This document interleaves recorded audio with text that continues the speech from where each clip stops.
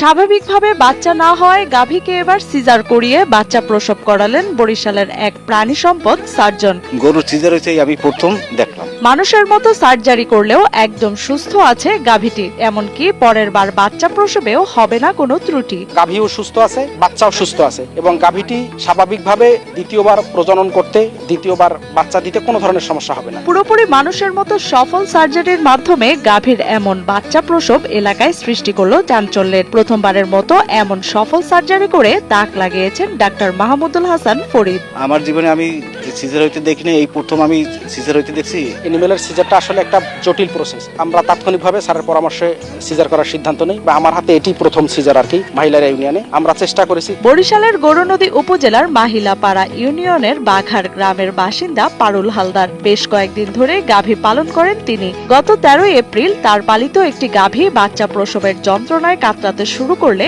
গাভীটির স্বাস্থ্যের দেখভাল করা প্রাণী সম্পদ কর্মকর্তা হেলালকে খবর দেওয়া হয়। এ সময় অনেক চেষ্টার পরেও বাচ্চা প্রসবে ব্যর্থ হয় গাভীটি। বড় ডাক্তারের আমাদের ডাক্তার ফোন দিছে, বড় ডাক্তারের সাথে আরো ডাক্তাররা আসছে, আশপাশের মানুষ চেষ্টা করে পারে নাই, বড় ডাক্তারেরাও চেষ্টা করছে, আসে না নরমালে। মাঝের মধ্যে আমি এটাকে দেখভাল করে দেখা যাচ্ছে যখন মাসের 13 তারিখ যখন ও আবার বাচ্চা প্রসবে ব্যথা ওঠে, আমাকে এই মালিক কর্তৃপক্ষ আমাকে ফোন দেয়। আমি এখানে আসি, আসার পরে যখন আমি হাত দিয়ে দেখি যে ওর মুখ খুলছে, কিন্তু ওর বাচ্চা আমি ওই জায়গা থেকে আমি করতে পারতেছি না, তখনই আমার ভেটেরিনারি সার্জন আমার মাহমুদুল হাসান ফরিদ স্যারকে আমি ফোন দেই।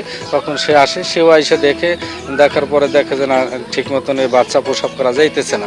তখনই আমরা মালিক কর্তৃপক্ষকে স্যার যখন অবহিত করে, তখনই আমরা এই সিজারের প্রসেসিং হয়। তখন স্যারে আমাদের নিয়ে আরো একজন আমার এফআই আছে, তাকে নিয়ে ইনশাল্লাহ এই কাজ সম্পন্ন করেছেন। এরপর সার্জন ডক্টর মাহমুদুল ইসলাম ফরিদকে খবর দেয়া হলে দ্রুত ঘটনাস্থলে পৌঁছান তিনি। এ সময় স্বাভাবিক ডেলিভারিতে গাভীটি আবারও ব্যর্থ হলে তৎক্ষণাৎ সিজার করার পরামর্শ দেন ডক্টর ফরিদ। যখন বাচ্চা প্রসব বেদনা ওঠে, হেলাল সাহেব এসে বাচ্চা প্রসব করার জন্য নরমালি চেষ্টা করে। ওয়াটার ব্যাগ ভেঙে যায়, কিন্তু উনি স্বাভাবিকভাবে বাচ্চা প্রসব করতে ব্যর্থ হন। আর তারপর আমাদের উপজেলা প্রাণী সম্পদ দপ্তর ভেটেরিনারি হাসপাতাল গৌরনদীতে খবর দেন। আমরা ওইখান থেকে টিম নিয়ে এখানে ঘটনাস্থলে আসি। আমিও এসে চেষ্টা করলাম এবং মেডিসিন দিয়ে চেষ্টা করলাম এটাকে রাস্তাটা প্রশস্ত করার জন্য। যেহেতু প্রশস্ত হয়নি, টেনে হেসড়ে বের করলে গাভী এবং বাচ্চা দুটোই ঝুঁকির মধ্যে থাকতো। আর তারপরে আমাদের উপজেলা প্রাণী সম্পদ কর্মকর্তা ডক্টর পলাশ সরকার স্যারের পরামর্শক্রমে আমরা সিজার করার সিদ্ধান্ত নেই। গাভী পালনকারী পারুল হালদার ও তার পরিবারের সম্মতির পর ডাক্তার ফরিদ ও তার টিম সার্জারি শুরু করেন। এক পর্যায়ে পেট থেকে বাচ্চা বের করতে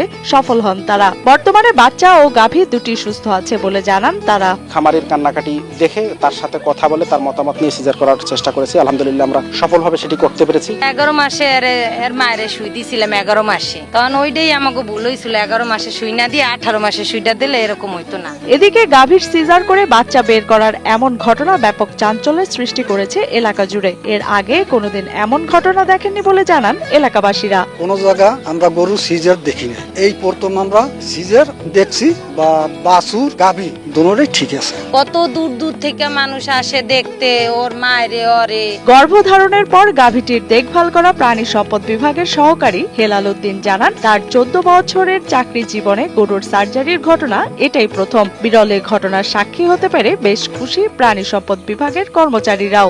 আমার এই 14 বছরে আমার এখন পর্যন্ত আমি এই সিজার দেখি নাই। চান, ওর নাম চান রাখছি, চানের ছোটতে বড় করছি। এই চান এরকম মর্গে যাইবো, কষ্ট লাগে না? বরিশাল গৌরনদী উপজেলার ভেটেরিনারি সার্জন ডক্টর মাহমুদুল ইসলাম ফরিদ জানান, সিজার একটি জটিল প্রক্রিয়া হওয়ার কারণে অনেকে এটা করতে চায় না। তার উপর যন্ত্রপাতি না থাকা এবং অভিজ্ঞতা না থাকলেও এটা করা সম্ভব হয় না। এজন্য প্রয়োজন দক্ষ ভেটেরিনারি সার্জন, দরকার লজিস্টিক সাপোর্টও। গরুর বডি বড়, চেহারা বড় হওয়ার কারণে, তারপরে নাড়িভুড়ি অনেক ভলিউমিনাস হওয়ার কারণে এটা সিজার করাটা একটা জটিল প্রসেস। এই জন্য এটাকে সিজার করার জন্য টিমের প্রয়োজন হয় এবং তাৎক্ষণিকভাবে এটা এভাবে মেনটেন করা না হয় তাহলে কমপ্লিকেশন বেড়ে যায়। এই জন্য জটিল হওয়ার কারণে অনেক সময় অনেকে অ্যাভয়েড করে যাওয়ার চেষ্টা করে বা ম্যানুয়ালি চেষ্টা করার। আমরা 3 জনে ভেটেরিনারি মেডিকেল টিম গঠন করি, সাথে আরো 2 জন স্বেচ্ছাসেবী ছিল, মোট 5 জনে আমরা গাভীটির সফল সিজার করতে সক্ষম হই এবং বাচ্চা এবং গাভী দুটোই সুস্থ আছে। এদিকে সফল সার্জারি হওয়ায় ডাক্তারের প্রতি কৃতজ্ঞতা জানিয়েছেন গাভী পালনকারী পারুল হালদার। বাচ্চা পামুই না, সে বাচ্চা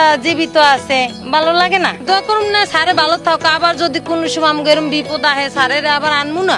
আবার আশপাশ যদি এরকম কারো গরু রয়, তাই আম করতে এরকম ফোন নাম্বার নিয়ে আনবে না।